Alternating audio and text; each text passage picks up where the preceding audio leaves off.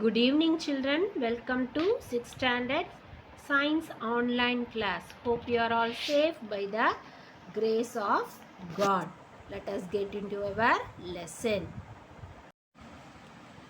We are going to discuss how friction is useful. In the So we have discussed so far what is friction, how does the friction works, isn't it? So how this friction is useful for us? The friction is useful for us or allows us to walk, run and grip objects. Okay, walk, run as well as to grip objects. So the rolling of wheels, the braking of vehicles, the polishing and writing are possible because of friction. Because of friction. Heat produced in friction is used to light matches. So while walking as well as while running and to grip the objects, this friction is much more helpful. Okay, and also the rolling of wheels, the braking of vehicles and polishing and writing are possible because of friction. Because of friction. Even matchboxes, no, there is a friction between the matchsticks and the water and the matchbox, so that it produces the heat. Similarly, while flint stones, when the flint stones are uh, uh, made to rub one over the another, because of friction it catches fire. Am I right, children? Yes. So friction is useful for us in many ways. So to increase the friction, tires and soles of shoes have geometrical patterns. To increase the friction, uh, the tires of the vehicles as well as our shoes, no, shoes have the geometrical pattern. Different designs will be there. Why this that is not for decoration purpose, because in order to obtain that friction, rough surfaces, as we have already discussed, no, in rough surfaces we can walk very easily because of friction, isn't it? So this arrangement will make us to move easily. So to move easily. Do you understand, children? Yes. Friction not only useful for us, it also causes some problems. What are the problems? It damages the machine parts.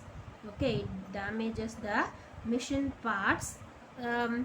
Okay, so the continuous friction make the parts of the machines to get damaged. The teeth of the gear, here in the picture, the teeth of the gear on the right have worn out, that is become thinner due to friction. So the teeth of this the teeth of this gear get worn out means has become thinner because of friction. They slides one over the other. The continuous sliding makes it to become thinner. Am I right, children? Yes. So thus friction also causes heating in all machines with moving parts. This can ruin a machine unless proper precautions are taken. So heat energy will be produced due to friction. This heat energy may damage the parts of the machine. So we have to take proper precautions to overcome this. Okay. And also over a period of time, the moving parts of a machine, tires, the soles of shoes, etc. wear out due to friction. Even our teeth wear down to friction. Down due to friction. Interestingly, rats and some other animals keep grinding at things to prevent their teeth from becoming too long. Okay, so this is an even our teeth also be worn out. Am I right? We are down because what? Because of the friction.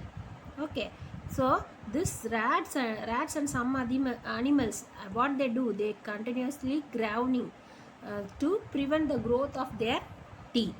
You understood, children? So how to reduce this friction? How to reduce this friction? Friction can be reduced by using lubricants, ball bearings. Lubricants in the sense it may be oil or grease, ball bearings, you know, ball bearings, and by making machine parts smoother. Okay, machine parts smoother. See, it is difficult to push the suitcase, heavy suitcase. Whether rather if you use a wheel for the suitcase, you can easily slide the uh, suitcase. Am I right, children? So like that you can find alternate ways. You can find alternate ways. Okay, children? Aeroplanes and boats have streamlined shapes to reduce the resistance offered by air and water. So aeroplanes and boats, they have the streamlined structure for what? To resist, offer resistance, the reduce the resistance offered by air and water.